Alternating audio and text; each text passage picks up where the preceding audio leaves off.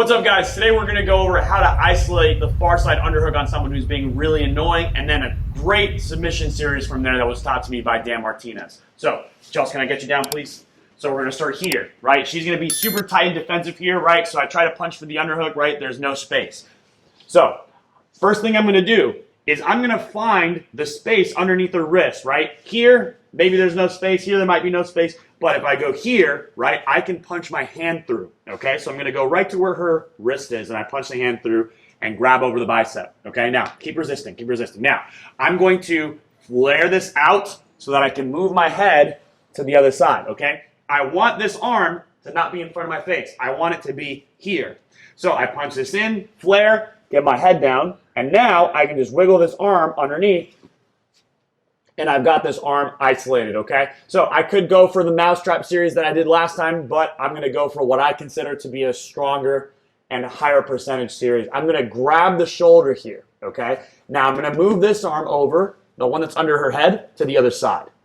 Now the key here is I'm going to lift her up, and I'm going to invert this arm, okay? So if I just lift her up and I keep my arm here, this is not a very stable position, right? She might be able to just bridge, right, and bring her arm down. So what I'm going to do, once I have this underhook, is I'm going to lift her up and I'm going to invert this elbow all the way in on the rib cage just like this. How's that, Chelsea? Good? All right, so I'm pressuring in nice and tightly. Can you try to turn back? No. So it's difficult, right? I'm putting a lot of weight on her. So not only am I inverting this down, I'm also driving my weight to the side over it to keep it in place. Now I'm going to step over the head, and if I want to go for the armbar, I'm just going to drop this knee down and spin, okay? So I'm not stepping up with the other leg, okay? I'm just driving this knee down and spinning through, okay? So now I end up here. I've got this arm nice and deep. Make sure your elbow is deep and aligned with their elbow, okay? You don't want to be here. This grip sucks, and she can turn in and tuck her arm down. Go ahead, turn in, tuck the arm down. Yeah, okay? Whereas if I'm here, now try to do it.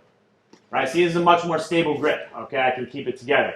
Now, if you want to take this leg out, the best way to do it is to lean to the side, throw this over, and now I'm here in my armbar position, okay? Lots of grip breaks you can do from here, right? If she's just got a gable grip, this is very simple. I'm just going to go to the bicep, push, right? If she's got a better grip here, there's lots of other things that I can do, but the simplest one that I do, and I'll make a video about this later, is I just hug the leg, right, cross my feet, go into the spider web position, and now, if you can come to the other side, Mark, so you can see this. Now that I'm on the side, I'm going to just grind my forearm. Try to resist a little bit longer, hon. Okay. I'm going to grind my forearm into her arm, right, just like this, wiggling it, boom, until she gets tired and I break through, okay? You can also start doing it, and if they're being particularly annoying, you can pop the elbow, right, take it out, and there you go. All right, so let's do that one more time, and I'll also show a way you can finish a Kimura from there if that's what you prefer. So we're here. She's tight. She's defensive. So I swim at the wrist, and I punch through to the bicep. Now I flare this out, move the head to the side, punch this underneath. Now I've got my underhook.